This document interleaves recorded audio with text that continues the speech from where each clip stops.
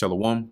First and foremost, I want to give all praises, honor, and glory to Yahweh, Bahasham Yahushai, Bahasham Recha Kodash. Double honors to the elders and the apostles of Great Millstone, and peace and blessings to the elect. And today we're going to go into the book of Leviticus, the 20th chapter.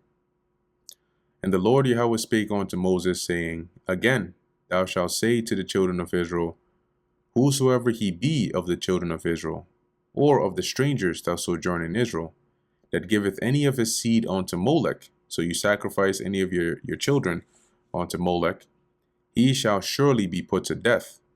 The people of the land shall stone him with stones. See, so here the Lord specifies what's going to happen, what's the consequence.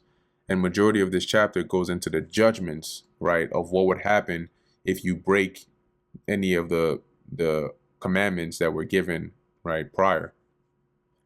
And I will set my face against that man and will cut him off from among his people. So you see here how it's specified how that would happen, right? They would explicitly be put to death. They would be stoned. Because he hath given his seed unto Molech to defile my sanctuary and to profane my holy name, right? Because we're supposed to be separate. We're supposed to be holy unto the Lord. And doing this is an unholy act that brings shame and disgrace, and as it says, it defiles the Lord's sanctuary, right, and his holy name. And if the people of the land do any wise hide their eyes from the man, so if they turn a blind eye, you could say, when he giveth his seed unto Molech and kill him not, then I will set my face against that man and against his family, and will cut him off, and all that go a whoring after him. So the Most High says, I'm going to bring divine judgment, basically, right, and cut that man off and his family and all those that were in league with him to commit whoredom with Molech from among their people. The soul that turneth after such as have familiar spirits. So you go and seek, right, those that have familiar spirits to, inquire or whatever. You're getting involved in that. And after wizards, to go a whoring after them, right? You start learning their ways. You start to, go to them, you seek answers from them. They ask you, okay, well, you got to bring this or you got to do that. You'll do it. You're going a whoring after them because they're not using the power of the right hand, right? They're using the power of the left hand for those things. I will even set my face against that soul and will cut him off from among his people. Sanctify yourselves, therefore, and be ye holy, for I am the Lord Yahweh your God. And ye shall keep my statutes and do them. I am the Lord Yahweh which sanctify you. For every one that curseth his father or his mother shall be surely put to death. And that is that, when you go into that curseth, it goes into like to take lightly, to disrespect, right? And there's a law on that, right? That you're supposed to honor your father and your mother. So this is like if you are one of those children that is just like beyond repair, and you just disrespect and curse your parents, you're supposed to be put to death. He hath cursed his father or his mother, his blood shall be upon him, meaning nobody's going to be guilty of your death. It's going to be upon you. Even though you may be stoned or whatever, that bloodshed is on you.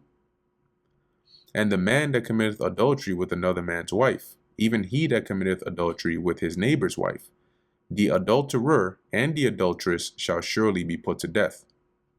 And the man that lieth with his father's wife hath uncovered his father's nakedness. Both of them shall surely be put to death. These are consensual, right? So basically, you and your father's wife get, you're down with it. That's why both of them are going to be put to death. Their blood shall be upon them. So the congregation would put them to death, but nobody in that congregation is going to be guilty of murder, right? Because the blood of these people would be upon them, right? They're going to bear their sins. They're going to be guilty of their own death. If a man lie with his daughter-in-law, both of them shall surely be put to death. They have wrought confusion. Their blood shall be upon them. If a man also lie with mankind, as he lieth with a woman, that is Moism, right? You have intercourse with another man as you would with a woman. As it says, both of them have committed an abomination. They shall surely be put to death. Their blood shall be upon them. And if a man take a wife and her mother, it is wickedness. They shall be burnt with fire, both he and they. So the man, the mother, and the daughter. That there be no wickedness among you. So you ain't supposed to be doing that. Don't matter if the mom and the daughter both are fine as shit. You pick one and call it a day. If a man lie with a beast, he shall surely be put to death. That's adultery. Sorry, that's bestiality. And ye shall lay, or shall, yeah, saying playing around. Ye shall slay the beast. Okay, so you got to kill that animal. And if a woman approach unto any beast and lie down thereto, so she bends it over, for that animal, guess what? Thou shalt kill the woman and the beast. So you got to slay that. This ain't Beauty and the Beast out here, right? Beauty and the Beast, that's off. It says here you're supposed to kill the woman and slay the beast. They shall surely be put to death; their blood shall be upon them. And if a man shall take his sister, his father's daughter, or his mother's daughter, and see her nakedness, and she see his nakedness, it is a wicked thing. What does that mean? That means they're having intercourse. And they shall be cut off in the sight of their people. He hath uncovered his sister's nakedness, he shall bear his iniquity. And if a man shall lie with a woman having her sickness, and shall uncover her nakedness, he hath discovered her fountain. This is a woman that is on her menstrual cycle. And she hath uncovered the fountain of her blood, so the source of her blood. Basically, she has made that, uncovered it, as in during the cycle, she went in and gave it up to him. And both of them shall be cut off from among their people. Okay. And so once again, right, like here, it doesn't specify necessarily like, what does it mean by cut off here? Right. But basically, you can say here, like, they would be dealt with, right? The Lord would bring judgment upon them, but in this case, it would likely be something like them being, exiled, for example, right? Because it would, in some cases, it explicitly tells you, right, they shall be burnt, right? They shall be put to death, right? You would kill this person. And in other cases, it just says, like, they shall be cut off, right? Which we know in some instances it would mean exiled, and in others it would mean death. And thou shalt not uncover the nakedness of thy mother's sister, that is your aunt, nor thy father's sister, for he uncovereth his near kin. They shall bear their iniquity. So that judgment is going to be upon them.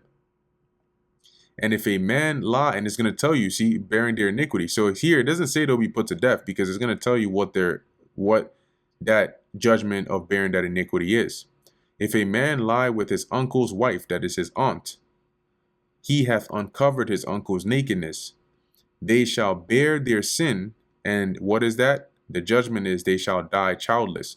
Now, this would likely be a divine judgment, right? Because the people of the land wouldn't be able to ensure this, right? Like, you can't, as humans, right? You don't have the power to, like, take away a woman's eggs or something like that, right?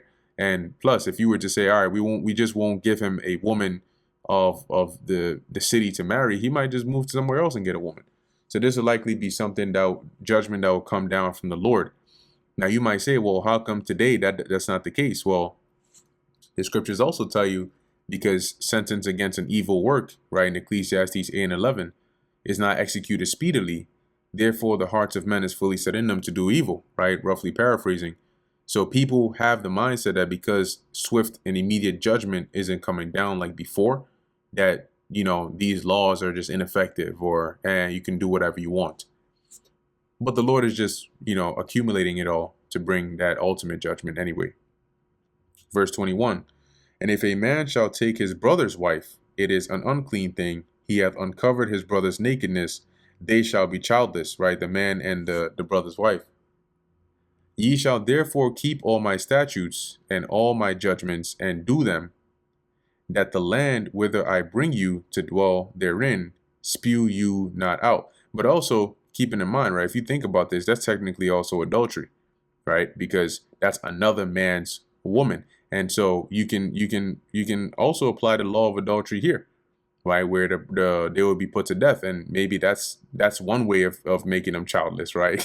Because if they're, dead men don't have children. or if you die before having kids, you ain't having those kids.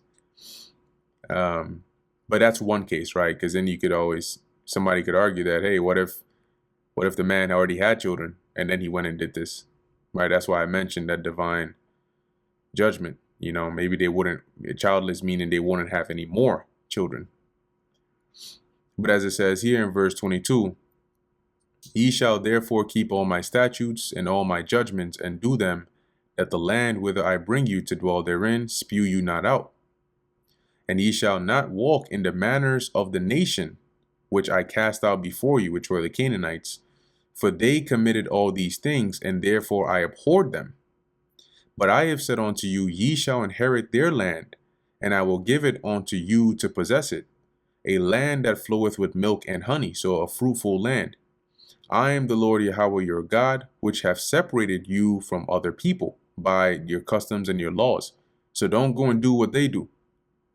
Ye shall therefore put difference between clean beasts and unclean, and between unclean fowls and clean, and ye shall not make your souls abominable by beast, nor by fowl, or by any manner of living thing that creepeth on the ground, which I have separated from you as unclean. So the Lord is saying, I have purposely showed you what is clean and what is not clean. So now don't go and eat this, because it'll make your soul abominable, it'll make you unclean. And ye shall be holy unto me, for I am the Lord Yahweh, or for I, the Lord Yahweh, am holy, and have severed you from other people. I've separated you from all the other people of the earth. You're different to me, that ye should be mine. A man also or woman that hath a familiar spirit, which is a demon, or that is a wizard, shall surely be put to death. They shall stone them with stones. Their blood shall be upon them.